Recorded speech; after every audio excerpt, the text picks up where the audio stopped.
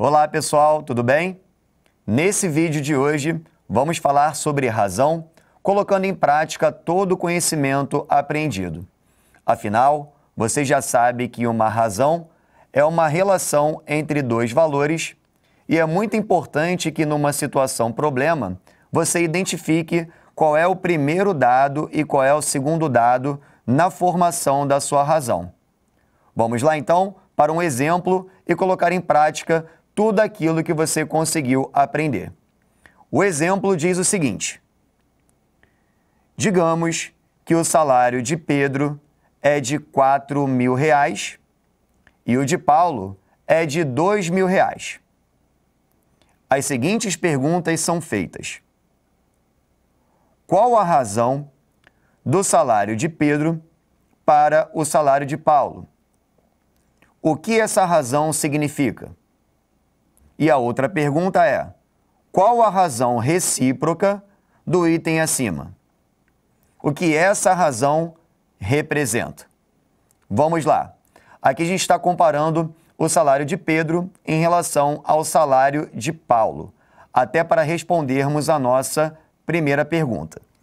Se a questão compara o salário de Pedro em relação ao salário de Paulo, significa dizer que na montagem da nossa razão, o salário de Pedro será o nosso antecedente, enquanto o de Paulo será o nosso consequente.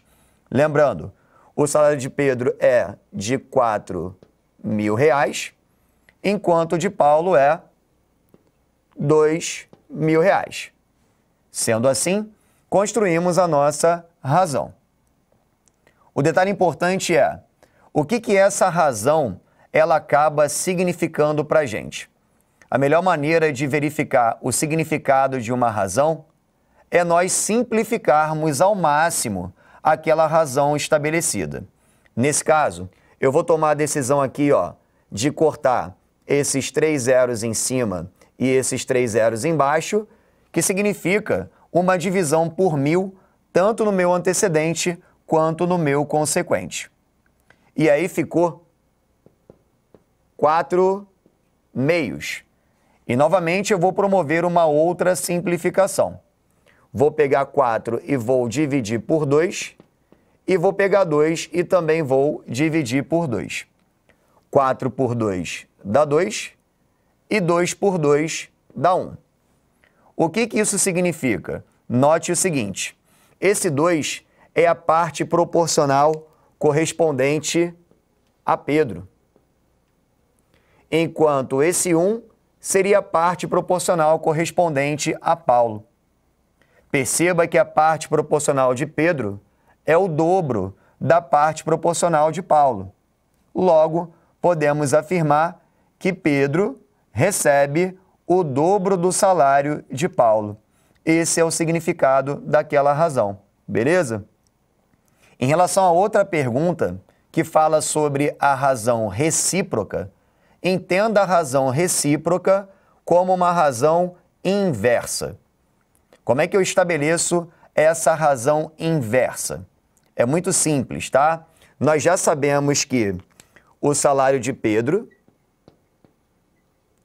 está para o salário de Paulo, só que agora, na razão inversa, na razão recíproca, então nós vamos literalmente inverter esses dois valores.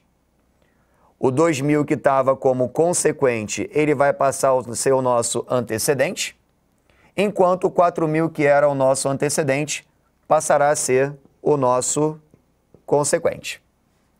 Vamos promover o mesmo processo de simplificação, tá? Cortaremos 3 zeros em cima e 3 zeros embaixo, ou seja, dividimos por 1.000 o antecedente e também o consequente, e aí sobrou 2/4, ou 2 está para 4. Simplificando por 2 em cima e por 2 embaixo, é a mesma coisa que 1 para 2. A partir do momento em que eu estabeleço a minha razão recíproca, eu acabo trocando literalmente as relações entre os salários. Até porque, anteriormente, o salário de Pedro era o dobro do salário de Paulo. Agora não. Agora você está conseguindo perceber que a parte proporcional de Pedro é igual a 1, enquanto a parte proporcional de Paulo é igual a 2.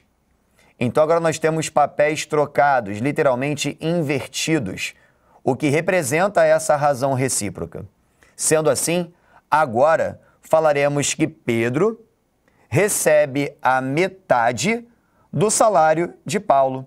Até porque Paulo agora tem como parte proporcional igual a 2, enquanto Pedro, a sua parte proporcional é igual a 1. E o 1, ele corresponde à metade de 2. Tudo bem? Então, olha só que processo interessante, né? Quando você aplicou inicialmente comigo a razão entre o ganho de Pedro e o de Paulo, você percebeu que Pedro ganhava o dobro de Paulo. Mas quando nós estabelecemos a razão recíproca, literalmente os papéis foram trocados. Quem passou a ganhar o dobro agora foi Paulo, logo Pedro passou a ganhar a metade do salário de Paulo. Espero que você tenha compreendido. Bons estudos e até a próxima.